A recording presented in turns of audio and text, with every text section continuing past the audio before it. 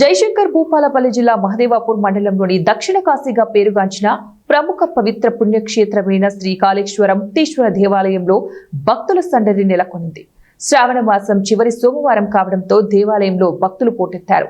తెల్లవారుజాము నుంచే త్రివేణి సంగమం సరస్వతి పుష్కర ఘాట్ వద్ద పుణ్యస్థానాలు ఆచరించి శ్రీ కాళేశ్వరం ముక్తేశ్వర స్వామి అనుబంధ దేవాలయాలైన సరస్వతి శుభదానంద దేవి అమ్మవార్లను భక్తులు దర్శించుకొని ప్రత్యేక పూజలు నిర్వహిస్తున్నారు. స్వామికి ప్రియమైనటువంటి రోజు. చాలామంది జనం దర్శనానికి వచ్చి కాళేశ్వరం ముక్తేశ్వర స్వామిని దర్శిస్తూ ఉన్నారు. చాలా పవిత్రమైనటువంటి రోజు. గోదావరి ప్రాణహిత సరస్వతి సంగమంలో త్రివేణి సంగమంలో స్నానం చేసి ఇక్కడికి వచ్చారు. ఇక్కడ చాలా ఏర్పాట్లు బాగా చేశారు.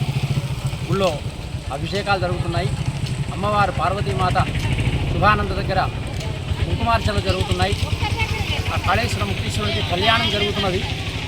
ఆ తర్వాత హోమం చేసుకునే వాళ్ళు కూడా నవగ్రహ హోమాలు చేసుకోవడానికి వచ్చి టికెట్లు తీసుకొని సిద్ధంగా ఉన్నారు.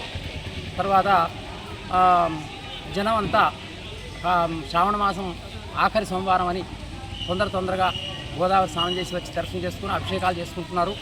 వాళ్ళందరికీ కూడా సుఖ సంతోషాలు, ఆయురారోగ్య ఐశ్వర్యాలు కలగాలని చెప్పి మేమందరం ఆశీర్వదిస్తున్నాం.